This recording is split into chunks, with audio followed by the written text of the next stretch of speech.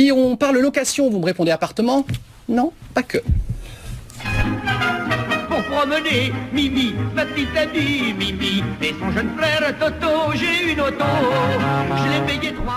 On ne parle pas appartement, on ne parle pas immobilier, on va parler, bonjour Anne-Christine, automobile, puisque vous le savez, on a entendu récemment qu'après les diesels, la maire de Paris a annoncé donc la fin, le projet d'interdire les voitures à essence dès 2030 dans Paris. Donc est-ce qu'on se dit à 2030, est-ce que j'aurai des difficultés à revendre ma voiture? Est-ce que finalement, si j'optais pour la location longue durée, vous dites qu'il y a de plus en plus d'automobilistes qui ont recours à la location longue durée, y a-t-il des pièges? Il faut faire attention à quoi, Anne-Christine? Alors déjà, il faut distinguer location longue durée, dite LLD, et location avec option d'achat, comme son nom l'indique, on peut éventuellement acheter la voiture, donc LOA. C'est vrai qu'on loue de plus en plus de choses, vous l'avez dit, on loue même des amis. Pour ceux qui ont regardé C'est un monde samedi matin, on loue même des amis. Donc on loue tout. Évidemment, c'est tentant, mais il y a sûrement des pièges, et du coup, on s'est demandé, on s'est posé des tonnes de questions, et on a essayé d'y répondre. Parfait. Alors on regarde ça.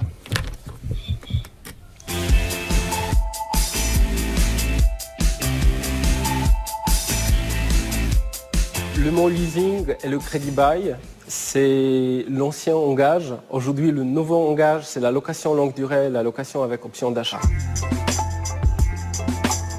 La location avec option d'achat, c'est un type de financement où le client va contracter au tout début du contrat aussi bien le prix de vente que le prix de revente. À la fin de la location avec option d'achat, le client il a le choix. Il peut ramener et restituer la voiture ou bien il peut lever l'option d'achat et racheter la voiture. Contrairement à la location avec option d'achat, qui est un produit financier, la location longue durée, c'est un produit commercial. Dans un package, le client paye seulement l'utilisation de la voiture. Il y a certains éléments sur lesquels il faut être vigilant. Le premier élément, c'est la durée du contrat. On n'a aucun intérêt à signer des contrats qui sont très longs. C'est mieux de choisir des contrats qui sont d'une courte durée, par exemple de 24 mois, parce que nous avons la possibilité de changer la voiture. Il faut toujours choisir les sociétés qui donnent la possibilité de raccourcir ou prolonger le contrat. Dans le contrat de location, on s'engage à faire certains kilométrages.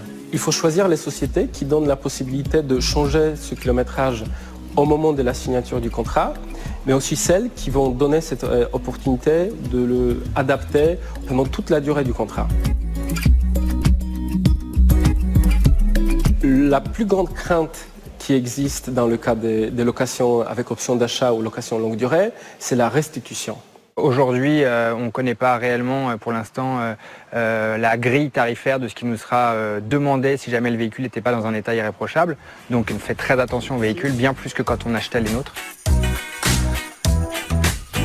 C'est évident qu'on ne va pas restituer la voiture en état de neuf, mais cet état, ça doit être l'avoir utilisé en bon père de famille.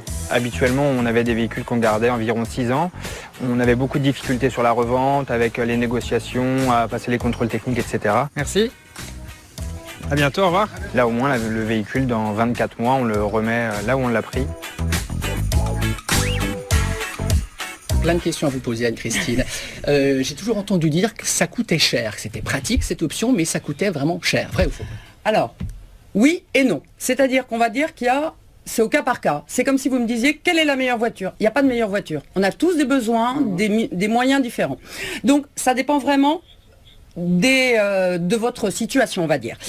C'est de moins en moins cher parce qu'il y a de plus en plus d'acteurs. Il y a les concessionnaires, il y a des mandataires, il y a des sociétés spécialisées dans la LLD et la LOA, donc location longue durée et location avec option d'achat. Donc il faut bien comparer. Et quand on compare, il y a quelque chose, comme dans tout contrat, il faut regarder tout ce qui est écrit en tout petit en bas. Il faut mettre ses lunettes, et puis, il faut mettre ses lunettes, prendre éventuellement et prendre une 2 loupe. semaines de RTT pour lire l'intégralité du contrat. Oh, ça dépend si vous lisez vite ou pas, mais normalement, il faut bien tout lire, parce que quelquefois il y a, c'est même pas normalement, c'est impératif pour ne pas avoir de surprise. Il y a des produits complémentaires que l'on peut prendre. Pour certains, l'entretien est inclus, pour d'autres non. Donc vraiment bien lire et faire attention à autre chose. Quelquefois vous avez un devis sur 48 mois et un autre sur 49.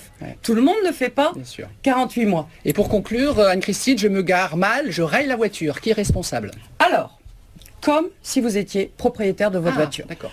Vous emboutissez l'aile, bon, il va falloir la réparer, ou en tout cas, quand vous rendrez la voiture, on va déduire cette aile abîmée. Si ce sont des rayures, on va dire, d'usage courant, comme un stationnement dans les grandes villes, des petites rayures, bon, c'est la vie normale de la voiture. Je dirais que c'est la même chose que quand vous vendez votre voiture. Quand vous êtes propriétaire d'une voiture, vous la vendez, la personne qui va acheter votre voiture va dire, là j'enlève ça parce qu'elle est rayée, là j'enlève ça parce qu'elle est abîmée. C'est le même principe. Bon, il vaut mieux être soigneux. Oui, mais toujours. Mais de toute façon, si on n'est pas soigneux, eh bien, on paye à la sortie, que ce soit en location ou quand on vend sa propre voiture. C'est le même principe. Merci, c'était très clair. Merci Anne-Christine. Merci d'être en notre compagnie. On se retrouve juste après une petite page de pub. À tout de suite.